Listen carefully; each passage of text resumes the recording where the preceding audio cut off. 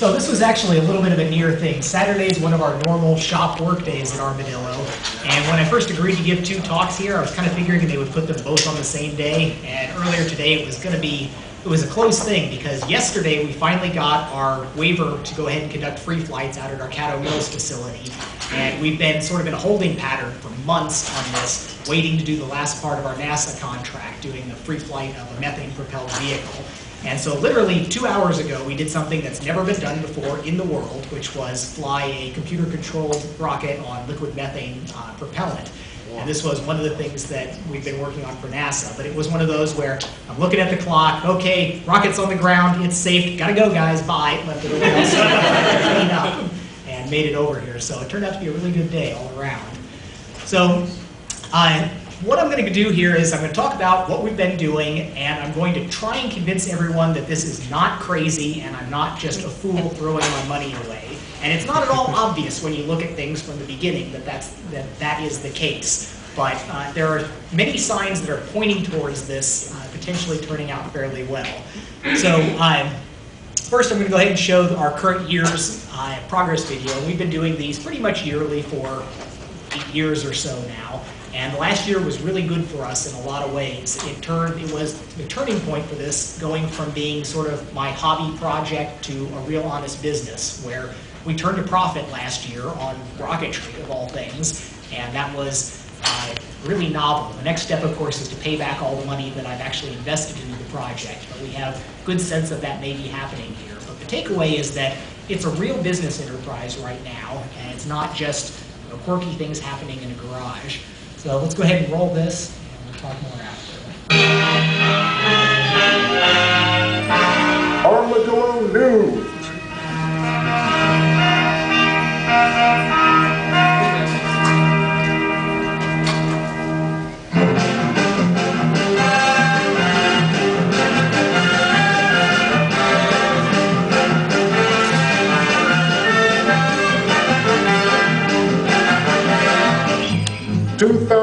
Proves to be a banner year for Armadillo Aerospace. Along with winning Level 1 at the Northrop Grumman Lunar Lander Challenge, contracts with the Rocket Racing League and NASA helped mark 2008 as the team's first profitable year.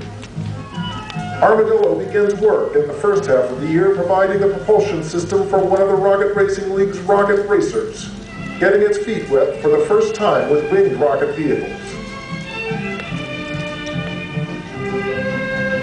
This engine runs on liquid oxygen and ethanol, a propellant combination Armadillo has now had years of experience with. They seed the rocket plume with various concoctions for dramatic effect.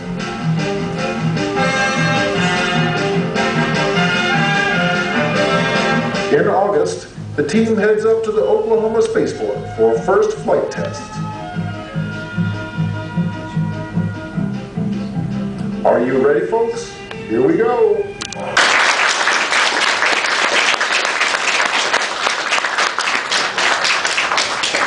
Yeah, so sometimes I think I sound like a not terribly believable science fiction character. Make millions making video games, start a rocket company, and there's probably orbital death rays somewhere a little later on there.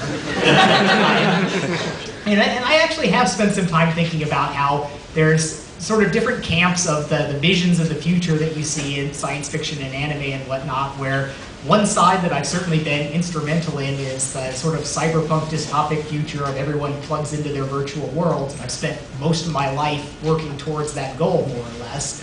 But here I have another foot in kind of the good old-fashioned future of sort of the Heinlein, go into space, put bases on the moon, and mine the asteroids and whatnot. And you know, the smart money's still on the jack yourself into the virtual worlds there, but there's a lot. The other good old-fashioned future of going into space, resources in space, stopping worrying about depleting those on Earth, all that vision, it pretty much lost all of its ground where everybody decided that because the government hadn't done it yet, it was a failed theory, that it couldn't work out. And the case for this all being crazy and nuts does center around looking at these hard facts where you say NASA spends $15-something billion a year to send up a few shuttle flights, put a couple dozen people into space, run around, and and really not accomplish much of what we look at as, this isn't taking us towards the Federation and Star Trek or whatnot. And when you calculate it all up, you total up everything that the government spent, just the US government, and inflation adjusted to today's dollars, and it's close to $1 trillion. So you look at it like that and say, well, how arrogant is it to think that you can go and make a difference in working in a garage doing something like that? And that's what a lot of people wind up looking at this stuff and saying, well, clearly, if it was possible, the government would have already done it. And there's a lot of reasons why that's a fallacy. You start by looking at the raw physics of this. If we look at getting all the way to orbit, where we really want to go, suborbital is clearly just a step along the way. The raw physics of the situation is, with current rockets, you take the space shuttle and the protons and all this stuff, it takes somewhere between 25 and 100 pounds of propellant for every pound that you put into orbit. So you think about the pounds of propellant on there, and say you were using gasoline. You don't really use that directly, but gasoline's maybe 40 cents a pound. But the bulk of the propellant is liquid oxygen, which is pennies a pound. You make it out of air. You basically just liquefy air.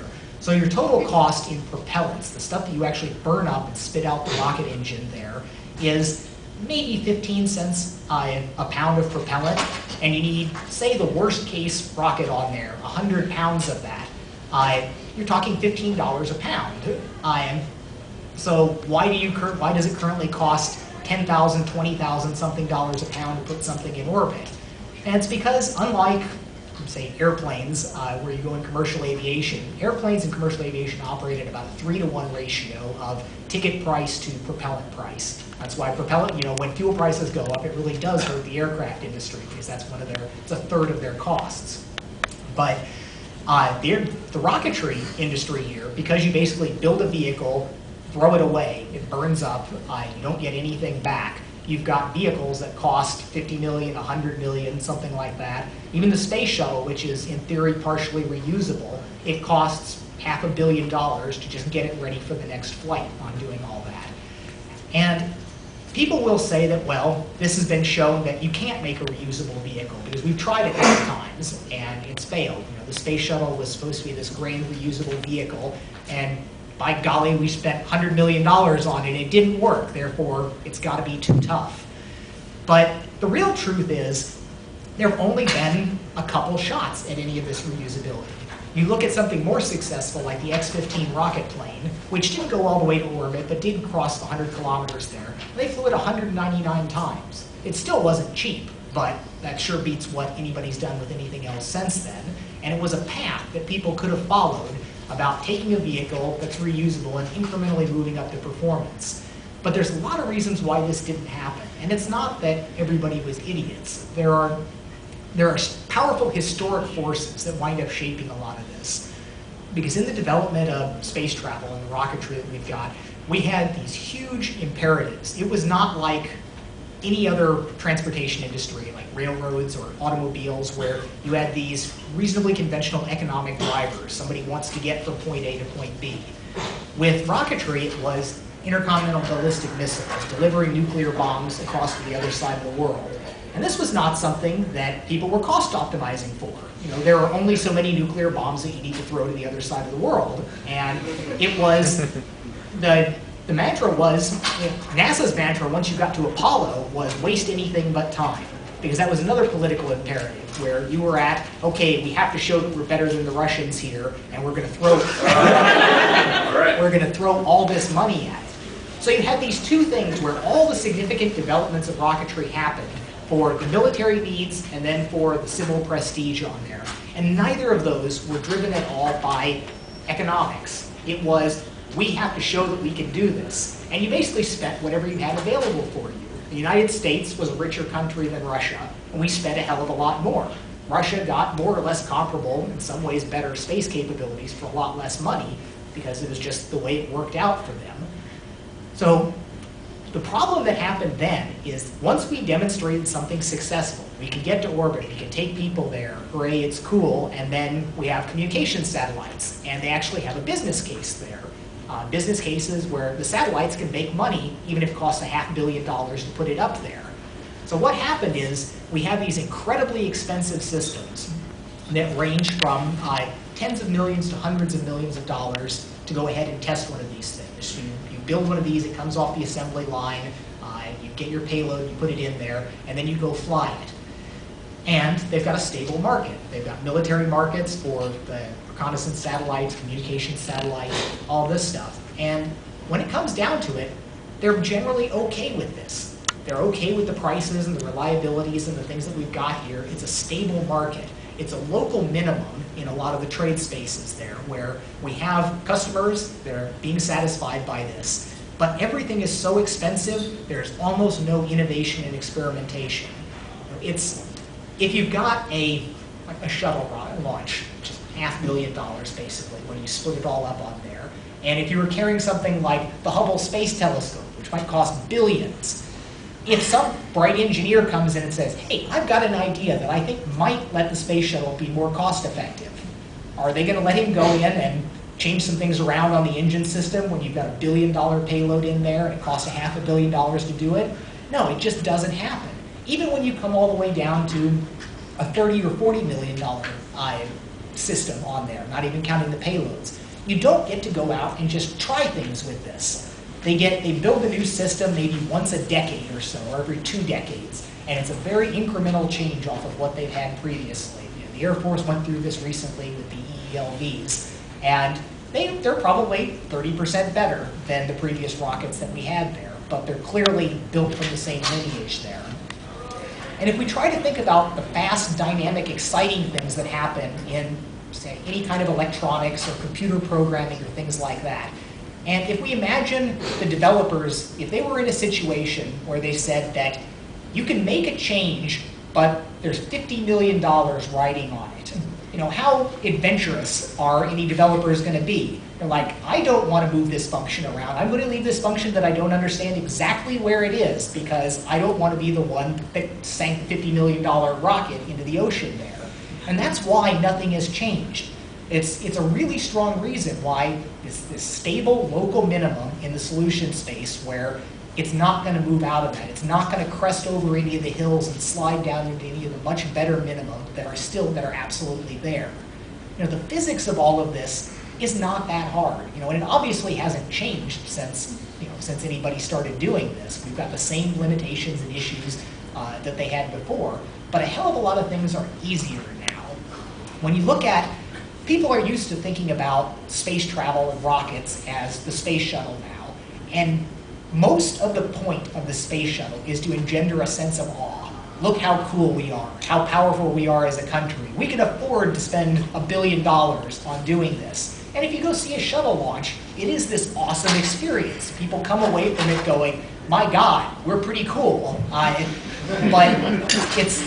it is this huge, powerful thing on there that can't be experimented with. You can't really do much of anything like that. But if you go back and look at some of the very, very early space vehicles, if you look at a Vanguard or a Scout rocket, and you look at it, you can look at it and say, I can weld better than that. I mean, this is kind of crappy. If you look at a 1950s era rocket science is mythologized now out of all proportion to its true difficulty. You've got the white lab-coated scientists and technicians that are working out their calculus of computational fluid dynamics and structural analysis of finite element analysis, all of this stuff.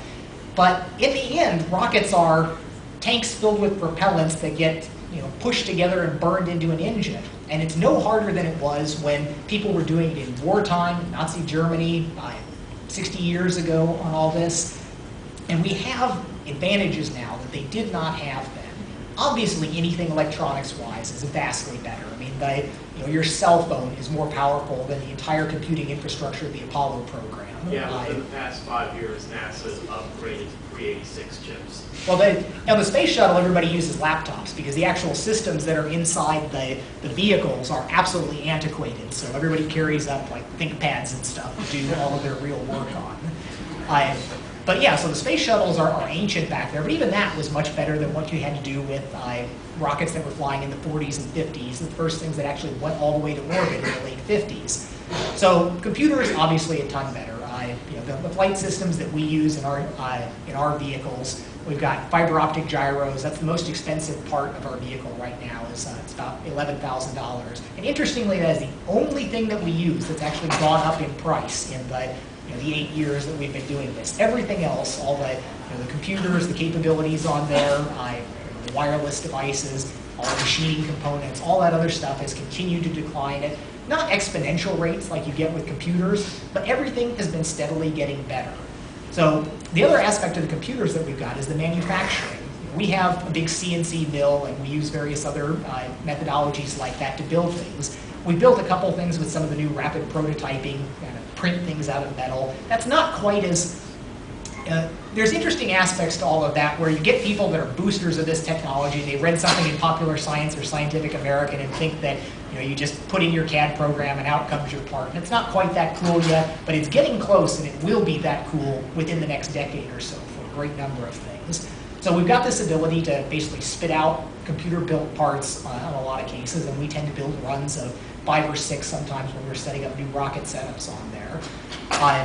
The industrial infrastructure is hard to overestimate, where these things creep up on you, where everything that we get practically, we get from McMaster Car Industrial Supply. We order it online, middle of the night, it shows up 2 days later. They didn't have this in the 60s when they were building stuff. You had 30-day lead times on different things, sending stuff around and getting it back. So we have this ability to do things very, very rapidly. We can go ahead and say, here's an interesting idea. Let's go ahead and build something and give it a try. And because we've been able to build these systems and set them up so relatively inexpensively, we're able to do aggressive, risky things that you would never, ever be able to do in a conventional aerospace company. There are plenty of times when we've been in a situation like, okay, we're not positive what's going to happen here, and we say, well, let's go find out. And in many cases, when we're arguing about a particular direction that we want to go, do we want to do it this way or this way? The conventional approach would be to let out some phase 1 simmers, analyze it, spend a couple $100,000 making stacks of reports. And we found that for a great number of things, you can just do both. And go ahead and build it both ways and see which one works better. Letting the ground truth be demonstrating it, seeing something right in front of you. And when we work with NASA people on here, most of the people that are working at NASA have never seen a rocket fire. Maybe they've gone and visited a shuttle launch or something like that, but almost none of them have actually been there and watched a rocket fire. They come back from our shop just kind of wide-eyed, wanting to kind of spread the word about how you can actually go and get things done like this. And we do have strong boosters inside NASA about people that that really do recognize that this is the right way to build things, that you can go out and do this and get 10 times as much done as if you did things the conventional way, because it's clear that the conventional way isn't working for rocketry. If you've looked at this stuff over the decade that I've been paying attention to all of this as I've been doing it, we see like the X-33 program spent $1 billion, never left the ground. The X-34 program, $650 million, never left the ground. We've got the Air Force's Rascal and Falcon and Ares programs, which have spent hundreds of millions of dollars and haven't even built a vehicle on here. There's current Air Force stuff that's going on that is just fated to have the exact same result. I mean, it's a slow motion train wreck here that I've only been around 10 years on this. And I've seen this cycle happen a few times already where you see billions of dollars spent and it's not producing anything. And it's not like they're going out and they get their vehicle up there and it burns up and they're like, okay, maybe we didn't understand TPS. It never leaves the ground. They get so tied up in analyzing things on their computers that they don't build things anymore. And we are the polar opposite of that. And for a long time, we have finally crossed some thresholds of legitimacy with different things, where for the first 6 years or so of our history, it was easy to look at what we were doing and say, what are these idiots doing out there? They're going to blow themselves up in various ways. But in the last several years, all of a sudden we are on the radar of all the major aerospace contractors and NASA and every Department of Defense areas, because the things that, the flights that we've been doing, it's easy to look at that and say, what's the big deal about a rocket that can hover for 3 minutes? Helicopters could hover for an hour on a single tank of gas or something. But when you For the people that understand the way a rocket works and the propulsion system on there, 3 minutes sitting there hovering at the ground is the same propulsive efficiency as a Spaceship One or the X-15 had on a flight to 200 kilometers from an airdrop on there. The difference is that if you can sit there and hover for 180 seconds, that means with the appropriate engine, you can spend 90 seconds accelerating at 1G, which, given neglecting air resistance there, 900 meters per second final velocity there, or from 100 seconds on there, from 180 you get up to 100 to 1800 on there, which is a lot. If you wanted to look at it in terms of all the way to orbit, that's about 9,000 meters per second. If you could have a vehicle that could hover for 15 minutes, that's a single-staged orbit vehicle. And it's actually a lot easier than that because you get about, one of the neat things that showed in the video there, it says we were taking those engines out to White Sands Test Facility, which was, again, part of our NASA work on there. So you take an engine that at sea level makes a certain amount of thrust. When it's in a vacuum chamber, it makes about 70% more thrust on there. So you don't have to wind up having all of that, necessarily all that much. So we're at this point right now where we've demonstrated the propulsive efficiency for an honest-to-goodness space vehicle, something that can go up to space and then work on coming down and landing effectively and all that stuff. We're not going to be using these vehicles. They wouldn't go all that way because of drag right now, but we're very close, and we're building future generations of stuff that have much higher performance. So a lot of people have recognized this now. We do talk with Boeing, Lockheed, European Space Agency, Air Force Research Laboratory, NASA, all of these places, because a lot of them now are thinking, hey, I've got this idea that I've always wanted to see tried, but we're never ever going to, to do it in-house. And this ability now to sometimes go out and for what's to them peanuts, chump change, to have us put something together and go fly it. This is turning out to be pretty exciting for a lot of them. And just this last year, we've started this push towards the suborbital science work. That again, there are people in NASA that are being very forward-looking about this, where the way most science gets done dealing with microgravity, upper atmospheric stuff, they only have a few options. You can take a weather balloon up to maybe 120,000 feet. Or you can take a sounding rocket, which will fly the thing up, it'll crash down later, you won't get it back, but you may go up to, potentially up to a couple hundred miles on there. But a sounding rocket costs millions of dollars and takes 18 months from the time you say, I got an idea, something I want to test. You get in line, you go through all this stuff, it takes forever, it costs lots of money. Turns out there's a lot of things that people want to do in this 100-kilometer-ish range. A lot of atmospheric sensing stuff, various microgravity material stuff, biological work going on in there. And it's interesting being in this place where there's a capability that does not exist. There's never been a vehicle that has been able to just kind of reliably go and do this thing where you say, build it and they will come. And it's not what you would hang a lot of investment on, but we're headed that way anyways. And a lot of this stuff is kind of coming together. And it's very likely that this last year was a turning point for us. We turned a small profit on that. Everybody on the team is getting paid. We have 3 full-time people, and the other people are at least getting token wages, where for the longest time it was a volunteer project where everybody was just putting in their time. But we've turned that little corner. It's a real business. We're going through all of this. And several things have happened or are happening right now that show this coming year to be pretty exciting on a lot of levels. Number one was that there's yet another new regulatory regime that's going to make life easier. The government hasn't been keeping everyone out of space. I get a little irritated by some of the tinfoil hat people that think it's all a conspiracy, and it's not. The government's not helpful, but they're not actively malicious about this. It's just that the ossified bureaucracy gets in our way a lot. It's probably a 25% tax on everything that we do. We have one guy's full-time job essentially is speaking to bureaucrats to make sure that we can get through this, and it always takes longer than expected. But there are some new, we've been flying the last couple of years under the experimental permit regime, but there's a new set of regulations that will allow us to do waivered flights that we'll be able to do at our home base airport in Caddo Mills. And 3 hours ago now, that was the very first one ever done under this permit regime, this waiver regime.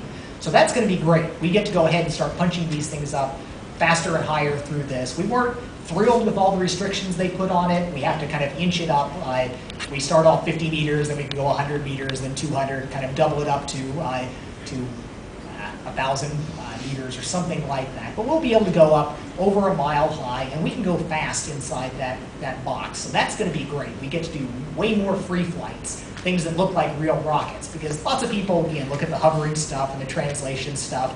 It's interesting, but it's not what they think of as a rocket headed to space. But when we start having these things, instead of carefully coming up, when we get to punch it and have them fly up there really fast, that's going to start looking a little bit different there. The other thing that happened was, after many years of delays, again due to governmental stuff on there, Spaceport America in New Mexico finally has their environmental assessment done. And there are horror stories that I can tell about the whole EPA regulation of a lot of things here in the environmental assessments. I mean, things that are, they are really ludicrous, but it's just what we have to work under. Like a good case example of it, I'll mention a couple of them just because they are almost mind-boggling that this would be the case. So normal aviation, it has an exemption from all of this. Airports don't have to have environmental assessment studies for flying planes on them. They were grandfathered in, and thank God for it, otherwise we'd have no aircraft industry. But when you fly a launch vehicle, you need a launch license or an experimental permit, and you need an environmental assessment or an environmental impact statement for that. So when Burt Rutan won the X Prize with Spaceship One, flying out of Mojave, the Mojave Airport there, it's a test range, there are hundreds of airplanes take off and land there every day. It's not DFW, but it's a regular used airport. When they wanted to go ahead and fly something that was classed as a launch vehicle, the environmental assessment goes out, and you find out, oh, the Mojave desert tortoise, it's an endangered species, we have to protect them. And of course, the Mojave desert tortoise isn't any different than any of the other desert tortoises. It's just a desert tortoise that happens to live in Mojave. That's the scam behind a lot of the endangered species stuff. They're not necessarily genetic diversity, it's habitat diversity. And don't get me started there, but so, desert tortoises, endangered, problem on all this. Every time before they took off for the vehicle carrying the rocket, someone had to walk down the runway to make sure there were no tortoises that were going to crawl across and be squashed by the rocket ship taking off. He had flights every year, but because this is a launch license and it had an environmental assessment to do with it, somebody has to go out and look for tortoises. And similarly, we get cases like some of the launch sites, the areas that are being prepared for this. And this was sort of the problem with Spaceport America there, where they had somebody go out and do an environmental assessment for it. But then some busybody in Washington at the EPA said, oh, but you had a New Mexico University somebody do this. That's a conflict of interest. They might have let you slide. So like 2 more years passed while they had spent another $1.5 million getting somebody else to go give them the exact same results on that. And what happens a lot in places like New Mexico here is you have to worry about Indian cultural artifacts. So if somebody finds an arrowhead where you want to have your launch pad, you're screwed. And when Kistler wanted to set up the site for their the K-1 launch vehicle out there were some people that found some little charred remnants of campfire. Somebody said, oh, that's an Indian artifact. And they had to build a little fence around all of that to make sure that they never hurt the Indian artifact there. And there's problems related to, you find things of early people heading out to California. If they were throwing trash out of their covered wagon, that's now historical artifacts that you have to be really worried about. So there is much stupidity in the government oversight of all of this, but it's not actively malicious towards all of us, and we're working through it. That's not the biggest problem. The biggest problem hasn't been what the government's doing to us. It's just been making the rockets work reliably. And it's, if I had a whiteboard, in 5 minutes I could sketch out every subsystem on any of the rockets that we've built in over the last 5-10 years on there. They're not that complicated. There's not that many systems involved in them. The difference between this and the systems that most